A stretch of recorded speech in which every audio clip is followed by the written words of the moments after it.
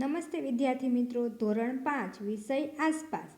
આજે આપણે એમાં પાઠ 12 ભણીશું. પાઠનું નામ છે જો આ ખૂટી જાય તો, જેમાં આજે આપણે ભાગ 1 જોશું. પાઠ 12 જો આ ખૂટી જાય તો. ચાલો આપણે હવે પાઠની શરૂઆત કરીએ. તમે પણ પાઠ્યપુસ્તક અને પેન્સિલ લઈને બેસી જાઓ. ચાલો જોઈએ બસની મુસાફરી. તેમાં શું કહે છે તો કે આજે અમે શાળામાંથી અડાલજની વાવ ઉજાણીએ જવાના હતા, જે અમદાવાદથી આશરે કેટલા કિલોમીટર તો કે 18 કિલોમીટર દૂર આવેલી છે. અમે રસ્તાઓ પર વાહનો ગણવાના શરૂ કર્યા. શું કર્યું? એને રસ્તાઓ ઉપર વાહનો ગણવાના શરૂ કર્યા. અમારામાંથી ઝડપથી કંટાળી ગયો. અમારામાંથી કેટલાકે સાયકલ, એટલે કહે છે કે અમારા બધા જે મિત્ર હતા એમાંથી કેટલાકે સાયકલ, કેટલાકે બસ, કાર અને મોટરસાયકલ ગણ્યા. અબ્રાહમ કે જે સાયકલ ગણતો હતો તે ઝડપથી કંટાળી ગયો હતો. અબ્રાહમ હતો એ સાયકલ ગણતો હતો, તે ઝડપથી કંટાળી ગયો. આ હાઈવે પર થોડી જ સાયકલ હતી. આ હાઈવે રોડ હતો એટલે ત્યાં સાયકલ થોડી જ હતી. સિગ્નલ પર લાલ લાઇટ થઈ ત્યારે ડ્રાઈવરે બ્રેક લગાવી. સિગ્નલ પર લાલ લાઇટ થઈ ત્યારે ડ્રાઈવરે બ્રેક લગાવી એટલે મારી. તે મોટું ક્રોસિંગ હતું, એટલે કે છે ત્યાં મોટું ક્રોસિંગ હતું અને અમે ટ્રાફિકની લાંબી લાઈનો જોઈ શકતા હતા. પણ જોઈ શકતા હતા. વાહનોમાંથી હોર્નનો અવાજ અને ધુમાડો નીકળતો હતો. વાહનોમાંથી હોર્નનો અવાજ અને ધુમાડા નીકળતા હતા. કદાચ તેના કારણે જ એક નાનો છોકરો રિક્ષામાં બેઠા બેઠા ખૂબ જ ખાંસી ખાતો હતો. એટલે કે છે તેના કારણે જ એક નાનો છોકરો હતો એ રિક્ષામાં બેઠા બેઠા ખૂબ જ ખાંસી ખાતો હતો. મેં કંઈક જાણીતી ગંધ પારખી, એટલે કે છે કે મને કંઈક જાણીતી ગંધ મેં પારખી હતી. મને યાદ આવ્યું કે આવી ગંધ ગામમાં પિતાજીના ટ્રેક્ટરમાંથી આવતી હતી. એટલે મને એવું યાદ આવ્યું કે આવી ગંધ તો મને ગામમાં પિતાજીના ટ્રેક્ટરમાંથી પણ આવતી હતી. ત્યાર પછી છે કે પાના નંબર 110 ઉપરના ચિત્રને તમારે જોવાનું છે અને પછી પ્રશ્નના જવાબ લખવાના છે. પ્રશ્ન પહેલો, તમે કયા કયા વાહનો જોઈ શકો છો? ત્યાર પછીનો પ્રશ્ન, તમે શું વિચારો છો? કયા વાહનોમાં પેટ્રોલ કે ડીઝલ બળતણ તરીકે જોઈશે? કયા વાહનો ધુમાડો કાઢે છે તેના પર નિશાની કરવાની છે. ત્યાર પછી કયા વાહનો પેટ્રોલ કે ડીઝલ વગર ચાલે છે? વાહનોને ઝડપી હંકારવાથી આપણે કેવા પ્રકારની મુશ્કેલીનો સામનો કરવો પડી શકે છે? આ બધાના જવાબ આપણે આગળ જોઈશું. ત્યાર પછી કહે છે કે કહો, તમે સાયકલ ચલાવો છો? જો હા તો તેના પર ક્યાં જાઓ છો? ત્યાર પછીનો પ્રશ્ન, તમે શાળાએ કેવી રીતે જાઓ છો? ત્યાર પછીનો પ્રશ્ન, તમારા કુટુંબના સભ્યો ઘરેથી કામે કે નોકરીએ કેવી રીતે જાય છે? ત્યાર પછીનો પ્રશ્ન, વાહનોમાંથી આવતા ધુમાડાથી કેવી મુશ્કેલીઓ થાય છે? ત્યાર પછીનો પ્રશ્ન છે કે વાહનોના હોર્નના ઘોંઘાટથી આપણે કેવી મુશ્કેલીઓ અનુભવીએ છીએ? આ બધા પ્રશ્નના જવાબ આપણે આગળ જોઈશું. ચલો હવે આપણે જોઈએ પેટ્રોલ પંપ પર. તમે પણ તમારા પિતાજીની સાથે પેટ્રોલ પંપ ઉપર પેટ્રોલ પુરાવા જતા હશો. થોડા સમય બાદ અમારી બસ પેટ્રોલ પંપે ઊભી રહી. ત્યાં ખૂબ જ લાંબી લાઈન હતી. એવું લાગતું હતું કે અમારે થોડી વધારે રાહ જોવી પડશે. અમે બધા બસમાંથી ઉતર્યા અને પેટ્રોલ પંપની આજુબાજુ જોવા લાગ્યા. બધા બસની નીચે ઉતરી ગયા અને પેટ્રોલ પંપની આજુબાજુમાં જોવા લાગ્યા. અમે ઘણા મોટા પાટિયા અને પોસ્ટર ત્યાં જોયા હતા. પેટ્રોલ પંપે એને ઘણા મોટા બધા પાટિયા અને પોસ્ટરો પણ જોયા હતા. હવે આપણે પ્રશ્નના જવાબ જોઈએ. તમે કયા કયા વાહનો જોઈ શકો છો? તો હું આ ચિત્રમાં બસ, કાર, રિક્ષા, સ્કૂટર, મોટરસાયકલ અને સાયકલ અને પેડલ રિક્ષા જોઈ શકું છું. તમે શું વિચારો છો? કયા વાહનોમાં પેટ્રોલ કે ડીઝલ બળતણ તરીકે જોઈશે? બસ, કાર, રિક્ષા, સ્કૂટર અને મોટરસાયકલ જેવા વાહનોમાં પેટ્રોલ કે ડીઝલ બળતણ તરીકે જોઈશે. ત્યાર પછીનો પ્રશ્ન, કયા વાહનો ધુમાડો કાઢે છે તેના પર નિશાની કરો કે બસ, કાર, રિક્ષા, સ્કૂટર અને મોટરસાયકલ જેવા વાહનો ધુમાડો કાઢે છે. ચિત્રમાં ધુમાડો કાઢતા વાહનો ઉપર તમારે ગોળની નિશાની કરવાની છે. હવે કયા વાહનો પેટ્રોલ અને ડીઝલ વગર ચાલે છે? સાયકલ અને પેડલ રિક્ષા પેટ્રોલ અને ડીઝલ વગર ચાલે છે. અમુક શહેરોમાં રિક્ષા, કાર અને બસ પેટ્રોલ અને ડીઝલ વગર એટલે કે CNG અથવા વીજળીથી ચાલે છે. તે પણ તમે જોઈ જ હશે. ત્યાર પછીનો પ્રશ્ન કે વાહનોને ઝડપથી હંકારવાથી આપણે કેવા પ્રકારની મુશ્કેલીનો સામનો કરવો પડી શકે છે? તો વાહનોને ઝડપથી હંકારવાથી પેટ્રોલ કે ડીઝલ વધુ વપરાય છે, અકસ્માત થવાનો સંભવ રહે છે, જેનાથી વાહનમાં મુસાફરી કરનાર અને ભોગ બનનાર વ્યક્તિઓના જાનને પણ ખતરો એટલે કે નુકસાન ઊભું થાય છે. હવે ત્યાર પછીનો પ્રશ્ન કે તમે સાયકલ ચલાવો છો? જો હા, તો તેના પર ક્યાં જાઓ છો? તો કે હા, હું સાયકલ ચલાવું છું. હું સાયકલ પર શાળામાં, બજારમાં અને બગીચામાં જાઉં છું. તમે શાળાએ કેવી રીતે જાઓ છો? તો હું શાળાએ સાયકલ પર જાઉં છું, કોઈક વાર ચાલતો પણ જાઉં છું. તમારા કુટુંબના સભ્યો ઘરેથી કામે, નોકરીએ કેવી રીતે જાય છે? તો કે મારા પપ્પા તેમની કારમાં, મમ્મી રિક્ષામાં અને કાકા કાકી મોટરસાયકલ પર કામે અથવા નોકરીએ જાય છે. હવે ત્યાર પછીનો પ્રશ્ન કે વાહનોમાંથી આવતા ધુમાડાથી કેવી મુશ્કેલીઓ થાય છે? વાહનોમાંથી નીકળતા ધુમાડાથી આપણે ખાંસી, ઉધરસ, માથાનો દુખાવો, આંખમાં બળતરા, અસ્થમા, ફેફસા સંબંધી રોગોનો ભોગ બનીએ છીએ. હવામાં પ્રદૂષણ પણ ફેલાય છે. ધુમાડાથી ગુંગળામણ થાય છે. શિયાળાની ઠંડીમાં સવારે ધુમાડાને લીધે ધુમ્મસ જોવા મળે છે. આથી થોડે દૂરનું સ્પષ્ટ પણ ન દેખાવાને કારણે વાહનોમાં અકસ્માત થાય છે.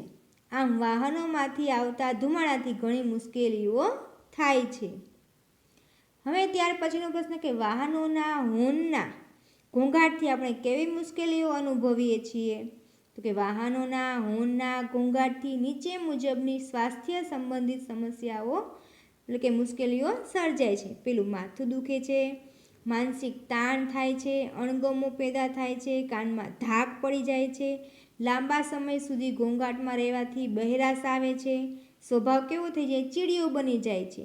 રાત્રિના સમયે હોર્નના ઘોંઘાટથી નજીકમાં રહેતા લોકોની ઊંઘમાં પણ ખલેલ પડે છે. આવી મુશ્કેલીઓ આપણને થાય છે. હવે બાળ મિત્રો, અહીંયા આપણને એક પોસ્ટર આપેલું છે. પેટ્રોલ અને ડીઝલ કાયમ માટે રહેશે નહીં. તમારા બાળકો માટે તે બચાવો. ત્યાર પછી છે કે દરેક ટીપું વધુ સમય ચાલે તેમ કરો. જ્યારે તમે કાર ઊભી રાખો ત્યારે એન્જિનને બંધ રાખો. આવું એક પોસ્ટરમાં લખેલું છે. એમાં તારીખ આપેલી છે 6/6/2019. ભાવ ₹68.64 લીટર. એવી રીતે એમાં પેટ્રોલ અને ડીઝલના બંનેના ભાવ આપેલા છે. હવે અમે સમજી ન શક્યા કે પેટ્રોલ અને ડીઝલ કાયમ રહેશે નહીં એવું શા માટે લખેલું હતું. અમે પેટ્રોલ પંપ પર કામ કરતા એક કાકાને તેના વિશે પૂછવા વિચાર્યું. અબ્રાહમ કાકા કહે છે, કાકા, આપણે પેટ્રોલ અને ડીઝલ ક્યાંથી મેળવીએ છીએ? અબ્રાહમ કાકાને કહે છે. તો કાકા કહે, જમીનમાં ઊંડે, ખૂબ ઊંડેથી. મંજુ કહે, પરંતુ તે ત્યાં કેવી રીતે બને છે?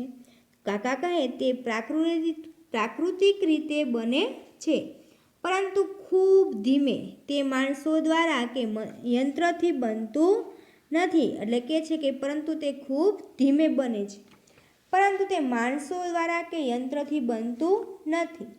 અબ્રાહમ કહે, તો પછી આપણે તેને ખરીદવાની જરૂર નથી. આપણે તેને આપણી જાતે બોરવેલનો ઉપયોગ કરી પાણી ખેંચીને તેમ લઈ જઈ શકીએ. અબ્રાહમ કહે છે કે તો આપણે શું કામ એને ખરીદીએ છીએ? આપણે પણ એક કૂવો બનાવી અને પાણી ખેંચીએ તેવી રીતે પેટ્રોલ પણ ખેંચી લઈએ. તો કાકા કહે, તે દરેક જગ્યાએ જોવા નથી મળતું કાંઈ, પરંતુ આપણા દેશમાં તે કેટલીક જગ્યાએ મળી આવે છે. તેને જમીનમાંથી બહાર કાઢવા અને શુદ્ધ કરવા મોટા યંત્રોની જરૂર પણ પડે છે. હવે ત્યાર પછી આપણે જોઈએ, શોધો અને ચર્ચા કરો. ભારતના કયા રાજ્યોમાં તેલ ક્ષેત્રો છે? ખનિજ તેલ સિવાય જમીનમાં ઊંડે બીજું શું મળી આવે છે? ટ્રાફિકના નિયમો વિશે જાણો અને વર્ગમાં ચર્ચા કરો. ત્યાર પછી છે કે આપણે પેટ્રોલ અને ડીઝલનો વિવેકપૂર્વક ઉપયોગ કરવો જોઈએ. શા માટે? આની આપણે આગળ ચર્ચા કરીશું. હવે તેઓએ આગળ ચર્ચા કરી. કોણે? તો કે અબ્રાહમ, કાકા, મંજુ, આ બધા બાળકોએ વધુ આગળ ચર્ચા કરે છે. હવે દિવ્યા કહે, શું પેટ્રોલ ખૂટી જવા આવ્યું છે? પોસ્ટરમાં કહે છે કે પેટ્રોલ કાયમ રહેવાનું નથી. તો કાકા કહે, આપણે તેને જેટલું ઝડપથી કાઢીએ છીએ એટલું ઝડપથી તે બનતું નથી. જમીનની અંદર તેને બનતા લાખો વર્ષો લાગે છે. તો અબ્રાહમ કહે, જો ઓઇલ ખૂટી જશે તો વાહનો કેવી રીતે ચાલશે? તો મંજુ કહે, સીએનજીથી.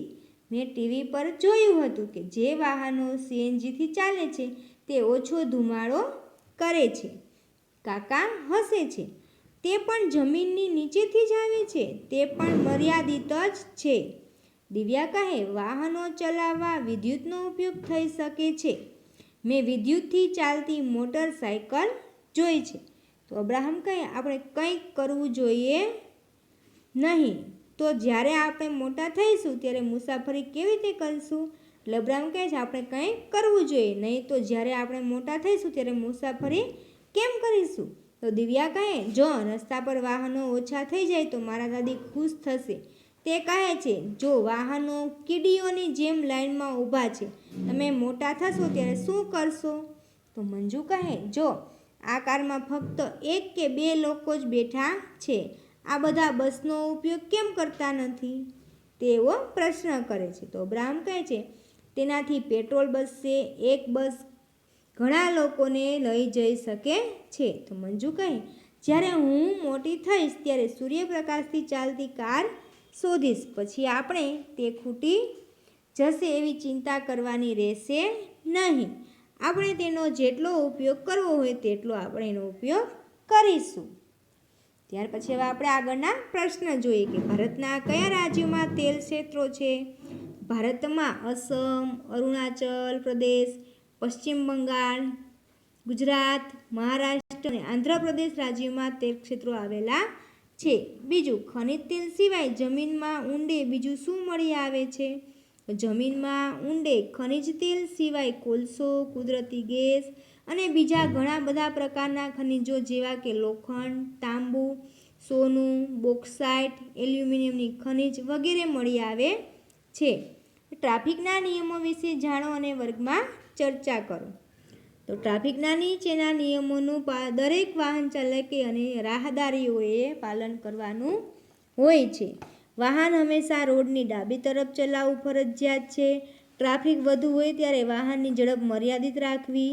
4 રસ્તા પર રહેલા ટ્રાફિક સિગ્નલને અનુસરવાનું હોય છે. લાલ લાઇટ હોય તો વાહન ઊભું રાખવું, લીલી લાઇટ હોય તો વાહન આગળ જવા દેવું તથા પીળી લાઇટ થાય ત્યારે બીજા છેડાના વાહનોને આગળ વધવા તૈયાર રહેવું.